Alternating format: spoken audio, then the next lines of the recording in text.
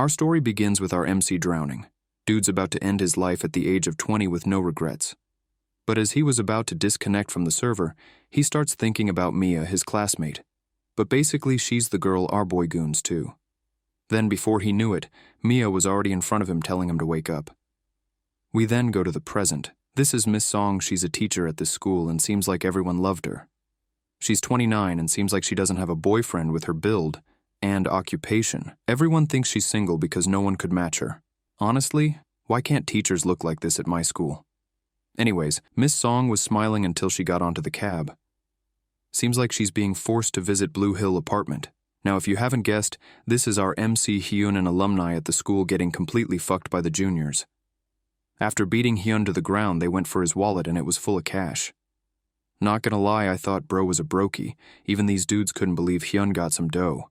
As the boys are drooling over the money, Gunnar walks towards them slowly, thinking he's Sung Jinwoo.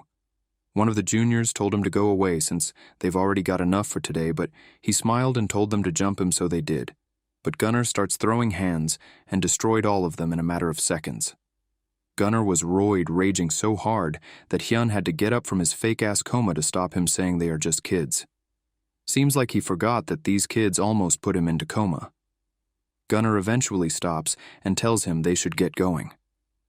Both arrived at Blue Hill apartment, same place Miss Song was told to come to. Once they entered the elevator, it was revealed that the money Hyun had was meant to be given to Gunnar, but seems like it's less than he was expecting, so Hyun told him he had a rough time yesterday, so that's all he has. Gunnar looks like he's about to crash out, but kept his cool and walked out of the elevator. We then learned that after graduating, Hyun thought he would be able to escape the bullies from his school and be an honest working adult.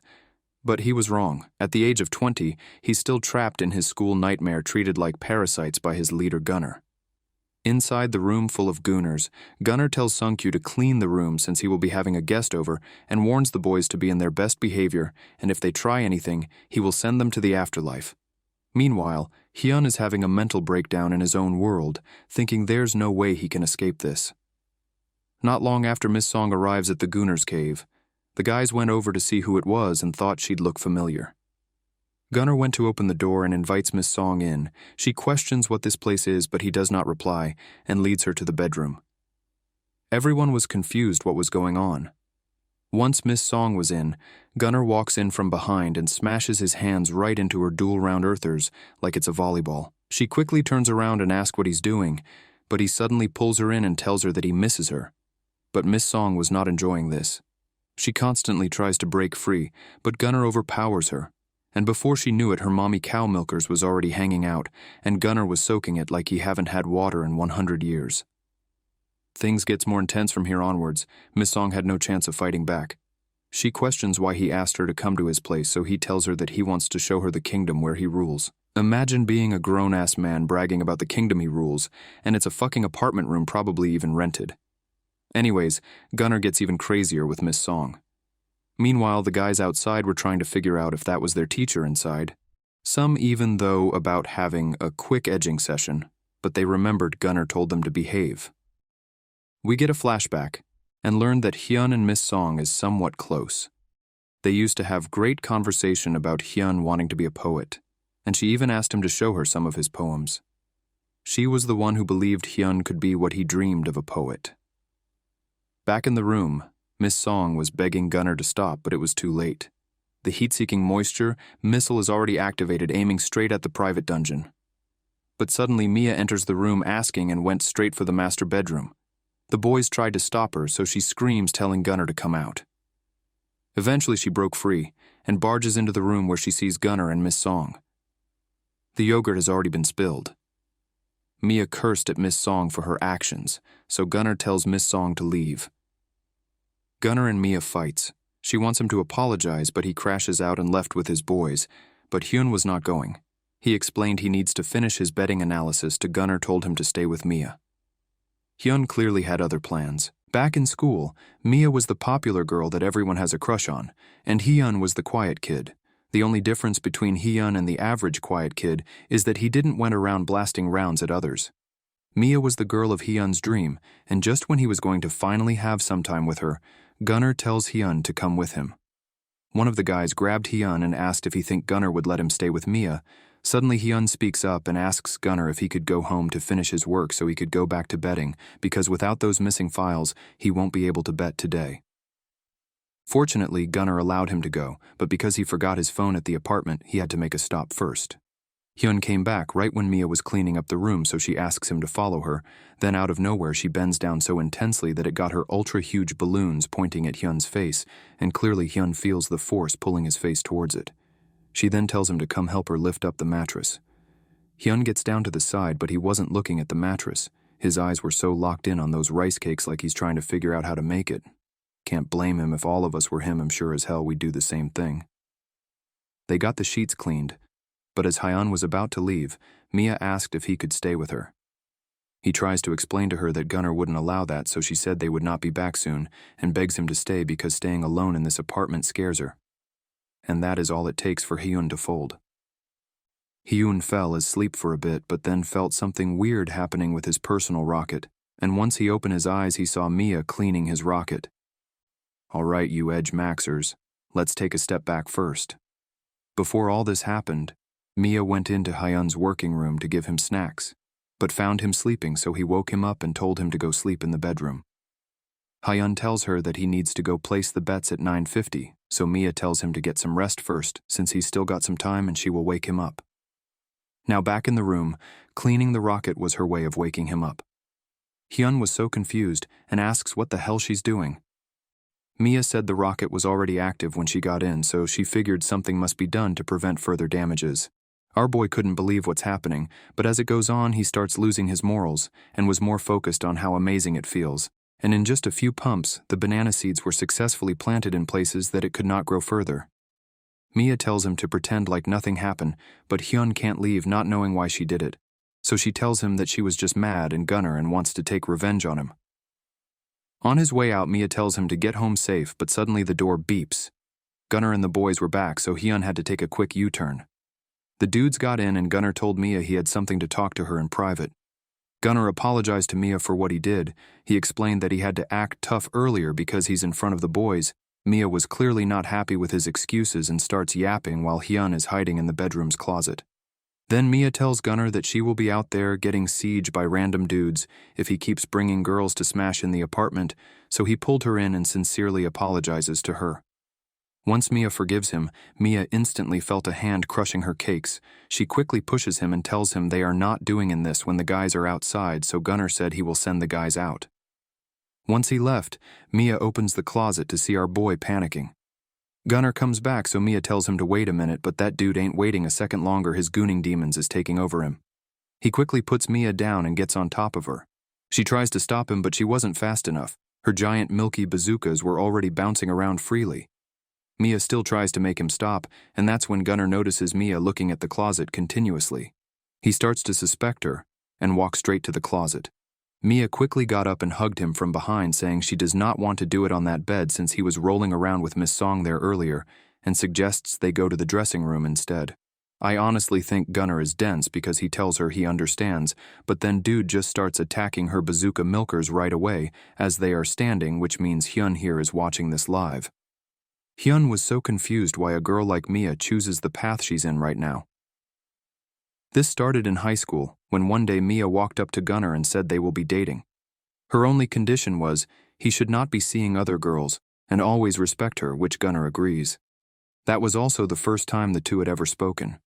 They used to be in different worlds. Gunnar was like Gotham, and Mia was Metropolis. No one thought they looked good together. Hyun sits there confused why Mia did all that. Gunnar gets more intense with Mia, but she keeps getting away from him. Frustrated, Gunnar shoved her against the closet where Hyun was hiding, but he used too much force. The closet broke open and Mia's round planets ended up pointing straight at our boy's face. Hyun be living the dream. Gunnar told Mia to move since the closet broke, then asked if she was okay. Mia replies that she's fine, but she clearly can't move out of this position, so she told Gunnar to continue what he was doing earlier to her land where banana seeds can be planted on. Gunnar didn't even wait for her to finish, and dude's hand was already exploring the area. Meanwhile, Hyun is just there staring. Although he does not want Mia to be treated like this, the cakes right in front of him was just so tempting. Things get even better for him when Gunnar takes it up a notch, intentionally leaving her rice cakes fully exposed to Hyun, and not long after the heat-seeking moisture missile found its way into the dungeon. The action continues non-stop, and Hyun was witnessing all of this until he couldn't hold it in any longer. He reaches out and starts demolishing her from behind. No matter how many times they switch things up, my boy Hyun will always try to find a way to get involved. He can't stop. It's like the cave is begging for him to dive in. Suddenly he remembers the day he accidentally bumps into Mia in the library and saw that cave for the first time. Luckily, Hyun wasn't caught and managed to yap his way out of that situation. They talked for a bit, and seems like Mia was nice to him. Back in the room, the action rages on until eventually, the yogurt round starts launching like it's the 4th of July. Unfortunately, the one caught in the line of fire isn't Mia's twin scoops of vanilla ice cream, it's Hyun's neck. Once the action was over, Gunnar went out to catch up with his friends. Mia quickly runs back to Hyun, trembling in the closet. Can't blame him, I'd be fucking traumatized as well if I got blasted with some dude's yogurt. Okay, jokes aside, Hyun was stressing because he's going to be late placing the bets. Outside, Gunnar arrives at the spot where his friends were and accidentally locks eyes with a baddie. Her name's Lena. It looks like she's being forced to follow two dudes who look like they walk straight out of Planet of the Apes. The ape duo kept pushing her, so she eventually crashed out at them. One of the apes got pissed and slams her against the wall, but before they could do anything worse, Gunnar steps in and asks Lena if she'd want to come with him instead, saying he's not a douche. The ape starts laughing, so Gunnar destroyed the two of them and left with Lena. Meanwhile, Hyun rushed in to place the bets at a place, but he was too late. Back to Gunnar. He asked Lena if she'd want him to get a room for her, but getting caught with a minor wasn't in one of her life goals, so she asks Gunnar how old he was. Gunnar replies that he's 20. Lena side-eyed him and said she's 20 years older than him, so he should respect her the same way he would respect his sister, and walked off. Gunnar locks in on her cakes and suddenly swings his hands across the country to smash it. Lena was surprised Gunnar dared to do that, so she ends up getting a room with him. Inside the room, Gunnar pushed her down and tells her he needs to check if she had a freckle on her cakes. If she doesn't, then it means she's not his long-lost sister, and he will be sieging her.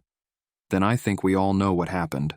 Gunnar was once again on his mission to plant some banana seeds, except this time he actually planted it in places where it could grow exponentially. After the fun was over, Gunnar takes a look at Lena's build again, and it was an insane build, so he straight up asked her if he wants to come work for him. At the restaurant, Gunnar's friend is having a hard time contacting him. One of them questions if he's in trouble, but before the other could reply the true reason they can't contact him, two baddies pulled up, Soda and Jenna. Soda's also looking for Gunnar, so one of them told her he's at the apartment and invites them into their table. Soda tells one of them to call and learned that they already did it, but there was no response. She gets a little pissed and wonders if he's demolishing Mia again. Back to Gunnar and Lena, she questions if he's a gangster, so he told her that he's just a businessman. And before Lena could even react, he turns her around and gave a second round to her. While doing so, he also keeps on convincing her to come work with him, saying every guy will go crazy for her. If she agrees, he will provide her with protection and all basic needs. Once round 2 was over, Gunnar gives her some cash and said he will be back in the morning. Lena asked if he's afraid she's going to run away, so he lets her know that she can leave if she wants, because he's not forcing her. Then he left. What a Chad. The next morning, Hyun's dad came to wake him up and invites him for breakfast. While they were having breakfast, this grown-ass man shamelessly asks for $500 from his dad. Unfortunately, things didn't turn out his way. His dad refuses. Back in high school, Gunnar and his friends were into sports betting. These guys would take money from others and use it to gamble. One random day, while these legendary gamblers are arguing which team they should bet on, Hyun walked up and said if it was him, he would place a bet on Roma. Until this day, dude was still wondering why the fuck he did that, because that one phrase turned bro's life upside down. From that day forward, the word losing disappeared from Gunnar's vocabulary, and Hyun became part of the gang. He would stop studying and worked on analyzing bets instead. Even until now, he's a slave for Gunnar. Later on, Gunnar went back to the motel to meet up with Lena, and she agreed to work for him. He was glad with her decision and invites her for a quickie. Well, of course, baddie Lena didn't refuse. After some cardio session, Gunnar returns to his apartment and introduced Lena to everyone. Everyone was shocked, especially Mia. Gunnar explained that this is just for work and reminds Mia that no one could stop him from grinding in this business, even if it's her. Mia didn't really had a choice and went along with him. The only thing she wants to know is if he had slept with her already. Of course, Chad Gunnar confidently said no. Outside in the living room while the minions are yapping, Lena asked them where the toilet was. Once she was on her way, one of the minions named Dong Shik can't hold his gooning demons in and decides to follow her. Lena asked what he's doing, so he replies that he's just here to introduce himself and said he's the second in charge. Lena laughs, saying they are just kids, so he grabbed and pulled her close. She threatens Dong Shik that she will tell Gunnar, but fear wasn't a part of his vocabulary, so he reaches his hands out and smacked it on her jiggly earthers. He thought she going to freak out, but she went along with him and showed him what planets were made of. But as this dude was about to explore the area further, Lena smacks him with a glass and locks herself in the shower room. But it was not enough to hold Dong Shik back. He managed to get in and pushed her against the wall aggressively. Lena tried to fight back, but it was not possible. Suddenly, Lena asked if he had brought her here just to be treated this way. Dong Shik immediately knew she wasn't talking to him, and before he could even react, Gunnar's right arm was already on its way to his face. Once Dong Shik woke up, Gunnar had a talk with him, and Dong Shik ended up apologizing. Gunnar made it clear to everyone that Lena is here to work, so they should all treat her like an adult with respect. He continues, and said they all need to lock in for this business to work. Then, when he was done, he invites Hyun for a private discussion. Gunnar asked Hyun about the bets and learned that Hyun didn't place it because he fell asleep. Although he was pissed, he was calm to a certain extent and gave Hyun another $500 to place the bets and double it, but warns him to not fail again. Before leaving to get some more cash, Gunnar puts Dae-sung in charge while he's gone and reminds him to not let guys like Dong Shik do as he wants. Mia questions where he's going to get more cash, so he replies that he'd have to see about that. Then we are now with Miss Song, our favorite high school teacher. Miss Song was having a conversation with her friend about dating and relationship. Her friend suggests she should get married through matchmaking companies since she's got a good background, but seems like Miss Song isn't too interested about that and had other thoughts in mind. Suddenly her phone rang. Her facial expression changes and she suddenly tells her friend she had to leave. It was Gunnar who was contacting her. She was so glad to see him again after that day at the apartment, so he suggests they go to someplace quiet. They started wilding right away in the elevator. Once the door opens, Miss Song turned around to walk out, but suddenly Gunnar told her to wait up and suggests they do something more interesting this time before getting in the room. He tells her that she's his favorite adult and orders her to stand still if she wants to stay as his favorite. Miss Song knew she was cooked. Gunnar began pacing like he was scouting the land to plant banana seeds, then suddenly shoved the banana stick into the ground right there in the hallway while ordering her to walk to the room. Should have been me. And of course things didn't stop once they reached their destination, but just before Gunnar was about to start the real planting, he paused and asked Miss Song if she'd be interested in working with him. The unexpected invitation left her completely speechless.